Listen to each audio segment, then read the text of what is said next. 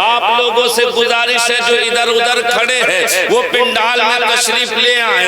इसकी खासियत क्या है? अल्लाह पाक इरशाद फरमाता है जो मेरे महबूब पर एक बार दुरूद पाक पढ़ेगा, आका फरमाते हैं मुझ पर एक बार दुरूद पाक पढ़ेगा, मन अलैहि सलाता वजबत लहू शफाता। अगर वो गुनाहगार भी है, अगर वो सियाकार भी है, अगर वो खतावार भी है, तो कयामत के रोज उसको जहन्नम से निकाल कर जन्नत में दाखिल करूंगा। सुभान अल्लाह, सुभान अल्लाह। आप लोग तशरीफ लाइए, जो लोग इधर उधर खड़े हैं उनसे मेरी गुजारिश है वो तशरीफ ले आए। हश्र तक डालेंगे हम पैदाइश मौला की धूम, हश्र तक डालेंगे हम पैदाइश मौला की धूम। मिसले फारस नज़्द के किले गिराते जाएंगे, पेश हक मुज़्दा शफ़ाअत का सुनाते जाएंगे, आप रोते जाएंगे, हमको हंसाते जाएंगे, और दिल निकल जाने की जा है आहा किन आंखों से वो दिल निकल जाने की जा है आहा वो किन आंखों से वो हमसे प्यासों के लिए दरिया बहाते जाएंगे। और वुसअतें दी हैं खुदा ने दामने महबूब को, वुसअतें दी हैं खुदा ने दामने महबूब को। जुर्म खुलते जाएंगे, आका छिपाते जाएंगे, खाक हो जाए अदू जलकर मगर हम तो रज़ा, खाक हो जाए अदू जलकर मगर हम तो रज़ा। दम में जब तक दम है जिक्र उनका सुनाते जाएंगे, दम में जब तक दम है जिक्र उनका सुनाते जाएंगे, शफाअत का सुनाते जाएंगे, आप रोते जाएंगे, हमको हंसाते जाएंगे। हजरात सुन लीजिए, कुरान मुक़द्दस में रब्बे कायनात इरशाद फरमा रहा है, या अय्युहल्लज़ीना आमनुज़्कुरुल्लाह ज़िक्रन कसीरा, अल्लाह का जिक्र कसरत से किया करो। जब तुम पिंडाल में बैठो तब भी अल्लाह का जिक्र करो, जब तुम कोई काम करते हो तब भी अल्लाह का जिक्र करो, अगर चल रहे हो तब भी अल्लाह का जिक्र करते रहो। अल्लाह का जिक्र क्या है आपको बता दूं, कलिया शरीफ की सरजमीन से साबिर पाक ने अल्लाह का जिक्र किया, अल्लाह का वली बना दिया। दिल्ली की सरजमीन से निजामुद्दीन ने अल्लाह का जिक्र किया, अल्लाह का वली बना दिया। बरेली शरीफ की सरजमीन से अहमद रज़ा ने अल्लाह का जिक्र किया तो आला हजरत बना दिया। और अजमेर की धरती पर ख्वाजा साहब ने अल्लाह का जिक्र किया, हिंद का राजा और अल्लाह का वली बना दिया।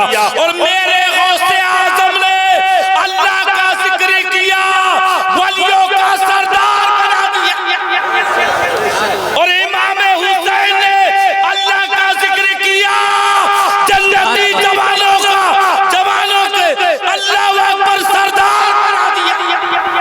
क्या सुभान अल्लाह। अल्लाह का जिक्र करते रहिए, जब चल रहे हैं अल्लाह का जिक्र करिए, कोई अच्छा काम कर रहे हैं अल्लाह का जिक्र कसरत से किया करो। जब तुम अल्लाह का जिक्र करोगे तुम्हारे कारोबारों में बरकत भी होगी, और ना जाने तुम्हारा पढ़ना कब कबूल परवरदिगार कर ले अल्लाह अकबर, तुम्हारा और हमारा बेड़ा पार हो जाए। तो अल्लाह का जिक्र किया करो। गौसे आजम की महफिल में बैठे हो, सुनो उन्होंने अल्लाह का जिक्र किया। कैसे किया था? 40 साल तक इशा के वुजू से फजर की नमाज को अदा किया है। 15 साल अल्लाह का जिक्र एक पैर पर खड़े होकर पूरे कुरान की तिलावत 15 साल तक की अल्लाह का जिक्र किया।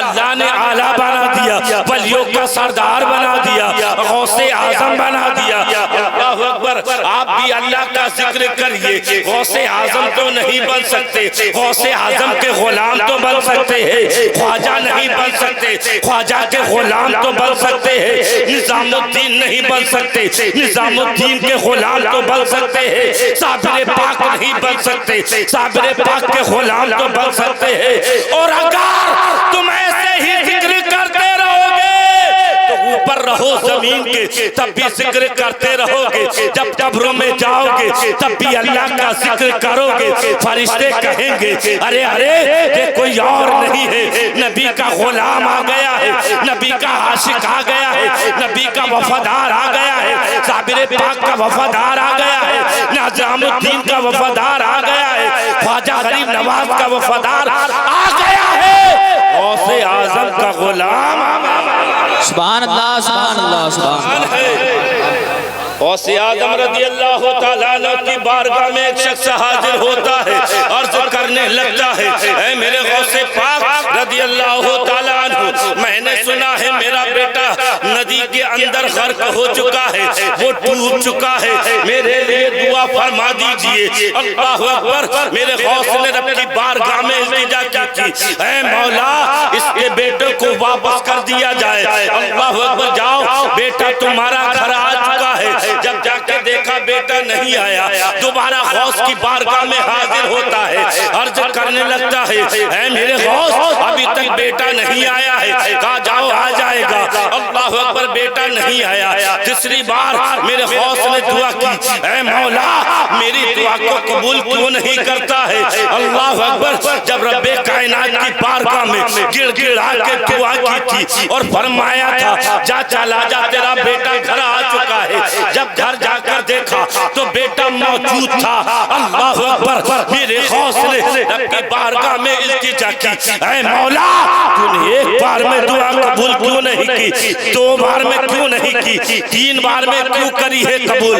मौला ने इरशाद फरमाया, सुनो ऐ अब्दुल कादिर, ऐ मेरे महबूब सुनो, अगर एक बार दुआ कबूल ना है तो समझ लेना मेरे अंदर कोई कमी पाई जाती है। दोबारा अगर दुआ कबूल ना हो सोच लेना मेरे अंदर कोई कमी पाई जाती है। अगर तीन बार में दुआ कबूल हो तो तीन बार कर लेना, अल्लाह पाक दुआ कबूल कर लेगा। मेरी दुआ है मौला हमारी हाजिरी को कबूल फरमाए और आजारी साउंड को अल्लाह और बरकत अता फरमाए। बरकत और ये टेंट जो शामियाना है माशाल्लाह शाकिर भाई का है, अल्लाह पाक और बरकत अता फरमाए। वो शाकिर भाई बैठे हैं, आप नजरों से देख लीजिए। आप जाफर साहब कितनी मेहनतें करते हैं, इन कमेटी वालों की मेहनतें अल्लाह पाक ज़ाय नहीं करेगा बल्कि कबूल करेगा। किसी ना किसी की एक दुआ भी कबूल हो गई तो हमारा बेड़ा पार हो जाएगा। अस्तगफिरुल्लाह रब्बी